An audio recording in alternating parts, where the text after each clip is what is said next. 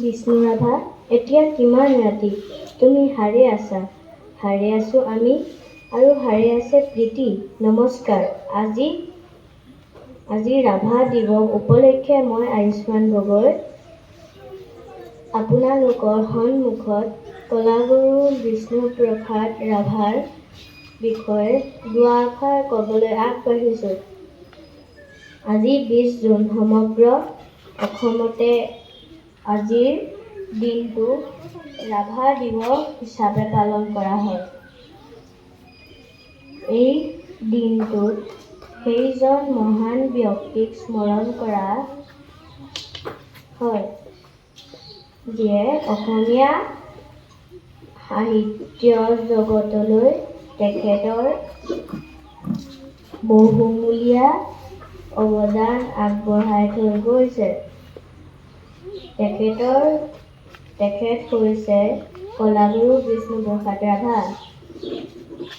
তেখেতৰ জন্ম হৈছিল 31 জানুৱাৰী 1909 চনত বেংগল প্ৰেচিডেন্সিৰ ঢাকাত। তেওঁৰ পিতৃৰ নাম আছিল গোপাল চন্দ্ৰ ৰাভা। তেখেতে প্ৰাথমিক শিক্ষা লাভ কৰিছিল ঢাকাত, হাইস্কুলীয়া শিক্ষা তেজপুৰত, কলেজীয়া শিক্ষা কলিকতাত আহৰণ কৰিছিল। তেখেত আছিল এজন শিল্পী, সাহিত্যিক, কবি, নাট্যকাৰ, সংগীতজ্ঞ, নৃত্যবিদ, চিত্ৰকাৰ, অভিনেতা আৰু মুক্তিযুঁজাৰু। তেখেতে 1937 চনত 24 নৱেম্বৰ যোৰহাটৰ সুগাৰিকা পিয়াবালা বৰুৱাৰ লগত বিবাহত আবদ্ধ হয়। তেখেতৰ সংস্কৃতিৰ প্ৰতি থকা বৰঙণিক সন্মান জনাই ডক্টৰ সৰ্বপল্লী ৰাধাকৃষ্ণনে তেওঁক কলাগুৰু উপাধি প্ৰদান কৰে। বিষ্ণু ৰাভাৰ ৰচিত গানসমূহৰ বিষয়ে বিশেষত্বৰ বাবে তেওঁৰ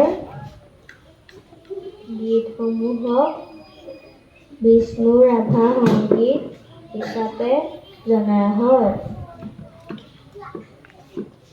তেওঁৰ অভিনীত বোলছবি কেইখন হ'ল এৰাপাতৰ সুৰ, প্ৰতিধ্বনি আৰু চিৰাজ। বিষ্ণুপ্ৰসাদ ৰাভাৰ প্ৰতি সন্মান জনাই 20 জুন তাৰিখে বিষ্ণু ৰাভা দিৱস পালন কৰা হয়। কিয়নো 1969 চনৰ 20 জুনৰ দিনটোতেই তেখেতৰ মৃত্যু আছিল। অসমীয়া জাতীয় জীৱনলৈ আৰু সংস্কৃতিৰ জগতলৈ বিশেষ অৱদান আগবঢ়োৱা